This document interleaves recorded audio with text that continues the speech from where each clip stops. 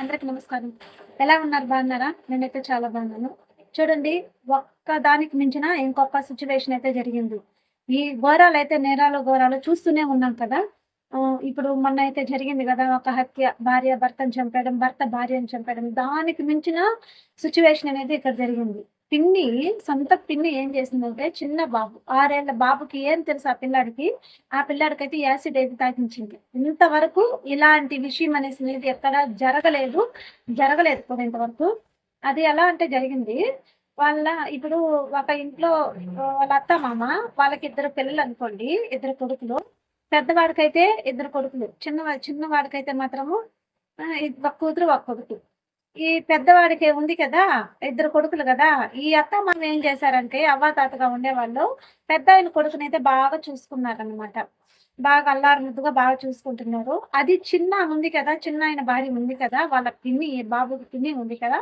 ఆమెకు నచ్చలేదనమాట. ఈర్ష్య. చాలా సార్లు కూడా ఆ పిల్లాడిని చంపాలని చాలా ఇదిగా ట్రై చేసింది. కానీ జరగలేదనమాట. అది ఎలా అంటే నాకు జరిగిన సిట్యుయేషన్ ఏమంటే నాకు ఈ వీడియోలో చూసింది నేను చెప్తున్నా. వినింది నేను చెప్తున్నాను నేను.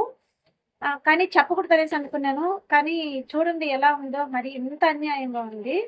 అందువల్ల అయితే చెప్పాలి అనేసి అనుకుని ఒక ఉద్దేశంతో చెప్తున్నాను నేను. మరి ఇంత ఘోరంగా అయితే తయారవుతున్నారు. ఇంత ఘోరంగా నీచాతి నీచం ఘోరంగా కూడా తయారవుతున్నారు. తల్లులు కూడా చూడండి ఆ విధంగా చేస్తా ఉన్నారు చూడండి. చాలా చాలా చూస్తున్నాము. అదేమంటే ఒకసారేమంటే మేడ పైకెళ్ళేసి గూడా తోసేయబోయిందంట. వాళ్ళ మామ అయితే చూసాడంట. చూసి అరిచేసేసరికి ఎనక లాగేసింది. అదొక్కసారి తప్పిపోయింది. మళ్ళీ రెండోసారి ఏం చేసిందంటే ఆహ్ బాబుని అది రెండోసారి ఏం చేసిందంటే హ్మ్. నోరు, నోరు, ముక్కు 2 అదిమేస్తా ఉండిందంట. గట్టిగా ఊపిరాడకుండా అదిమేస్తా ఉండిందంట. ఆ బాబుకి అమ్మ చూసి గూడా అరిచిందంట. "ఎందుకు ఏం చేస్తున్నావు నువ్వు" అనేసినంటే, "మేము ఆడుకుంటున్నాం" అని చెప్పిందంట. అంటే అట్లా కప్పిచ్చేసింది. మళ్ళీ మూడోసారి ఏం చేసిందంటే, ఆడుకుంటుండే బాబుని తీసుకొనొచ్చి, "నాన్న మీ బాబాయి జ్యూస్ తెచ్చాడు తాగు నాన్న" అని జెప్పేసి 2 చేతులు ఎనక పెట్టమని చెప్పేసి వాళ్ళ తల్లి చెప్తా ఉంది. ఆ మాటలన్నీ వాళ్ళ తల్లి చెప్తా ఉంది గాబట్టి నేను చెప్పాను. ఎనక్కి ఎనక్కి చేతులు ఇట్లా పెట్టుకోమని చెప్పేసి, నోరు ఆగమని చెప్పేసి పైకి తల ఎత్తమనిందంట. అలానే పోసేసిందంట.